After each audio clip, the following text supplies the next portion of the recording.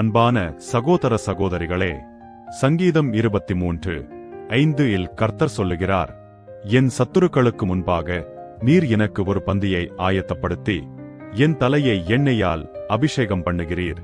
என் பாத்திரம் நிரம்பி வழிகிறது. இந்த வாக்குத்தத்தம் ஒரு அழகான வசனம் மட்டும் அல்ல, இது ஒரு விசுவாசியின் வாழ்க்கையில் நடைமுறையில் நிறைவேறும் அனுபவம்.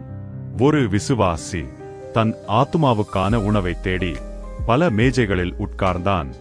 சில மேஜைகளில் உபதேச உணவு ஆயத்தமாகும் போதே கெட்டுப்போயிருந்தது. சில புளிப்பானது, சில ஊசிப்போனது. ஏன் தெரியுமா? அவை இருண்ட யுகங்களில் உருவான போதனைகள். அவை மனதுக்கு பாரமாக, ஆத்துமாவுக்கு சோர்வாக, விசுவாச பயணத்தை இன்னும் கடினமாக்கின. ஆனால் போராட்டம் இன்னும் முடியாத நிலையில் எதிரிகள் சுற்றி நிற்கும் அதே நேரத்தில் கர்த்தர் தாமே அவனை ஒரு வேறுபட்ட மேசைக்கு அழைத்தார்.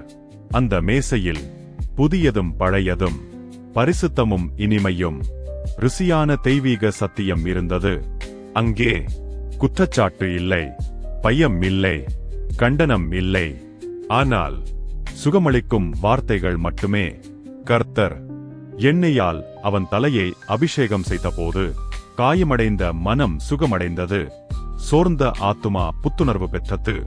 அவன் எழுந்து பார்த்தபோது தன் பாத்திரம் குறைவில்லாமல் நிரம்பி வழிகிறதை உணர்ந்தான். இதுவே கர்த்தருடைய வாக்குத்தத்தம். இதுவே கர்த்தர் ஆயத்தம் செய்த மேசை. அன்பானவர்களே, இன்று உங்கள் வாழ்க்கையில் எதிரிகள் இருந்தாலும் பயப்படாதீர்கள். கர்த்தர் ஆயத்தம் செய்த மேசை ஒருபோதும் காலியாகாது.